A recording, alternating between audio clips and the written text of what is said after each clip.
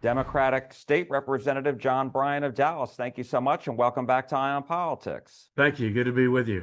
Nice to be with you. Happy Easter. So let's talk about the Texas Education Freedom Accounts program. This is the taxpayer-funded program allowing students to attend private schools this fall. And so the Texas Comptroller's Office, which is overseeing the development of this, just released the latest numbers, and that a total number of applicants amounted to more than 274,000. And when they just looked at those eligible, it was more than 247,000. Another 2,200 are under review, and about 25,000 were ruled ineligible.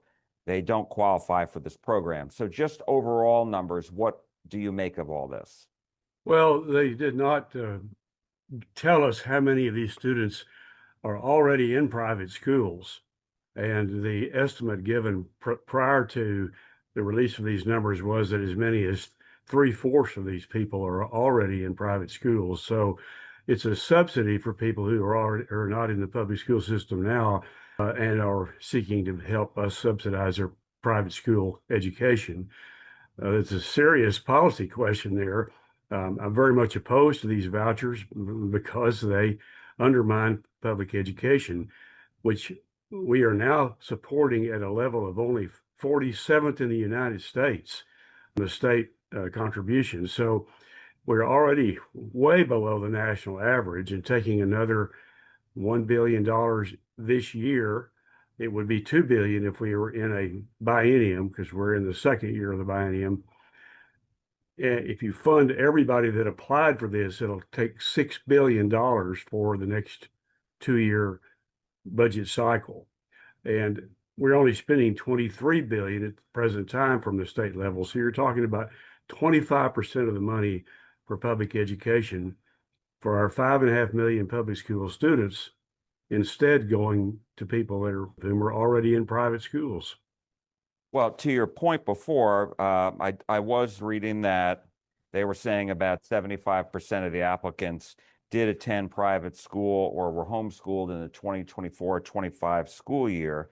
Right. And but Republicans say you should be looking at the numbers of people who were accepted and who the priority students were. The state is saying that there are about 180,000 or so of those that are eligible. About 73% of the applicants were from low income or middle income families. About 30,000 or 12% of the applicants were both from low income and middle income families, and these students have disabilities. And another 79,000 or 32% of the applicants come from strictly low income families. And when they add it up, they say the first priority tier, which is the disabled students, and then the second priority tier, the low income students, the money's going to run out somewhere in that second priority tier. So what do you make of that? They're saying that the design to gear these programs for, low income families, those with disabilities, is what is achieved. This is what they're saying. Well, that's not the design of the program. The design of the program is to encourage people to put their children in private schools at all levels. And the law that was passed, which I opposed, to set up the voucher system, requires the comptroller to come back in the next biennium and ask for the amount necessary to pay for everybody who applied. That would be $6 billion. When they tell us how many low-income students are included in the list of applicants, they're not telling us how many of them are already in private school. Obviously, that's the main question, because to the extent this program takes people out of the public school system, it undermines our entire public school structure. For every 10 students that leave the public schools, we lose one teacher. For every one teacher we lose another contributor to our teacher retirement system. Meanwhile, we have to pay for the buildings and the operations of the public schools, while the Republican policies are draining students out of public schools. It's a very bad program from that point of view. But obviously, they have tried to obfuscate the main question: what's the impact on the public school system? which would only be known if we know how many of these kids are leaving public schools in order to get this private school voucher. And they've not told us that, I think, because they don't want to reveal the fact that as many as three-fourths of them are not in public schools, they're in private schools, and all we're doing is subsidizing people whose kids are already in private schools. And so, what is your biggest concern then going forward in the next legislative session that's going to be starting in January? My biggest concern is that we have 5,500,000 public school students, and they are our future.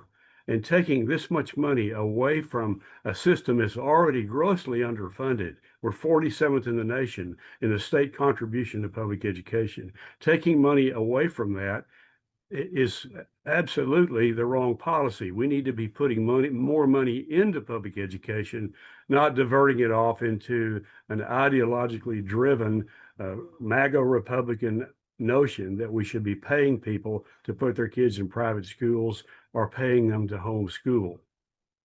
And now the state legislature did increase funding for schools last year in the last session.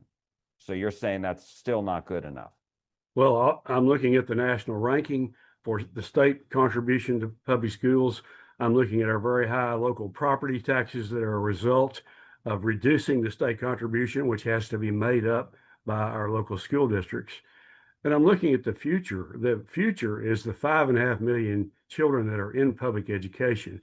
If we want a strong, well-educated workforce, we've got to pay to educate those children, our children.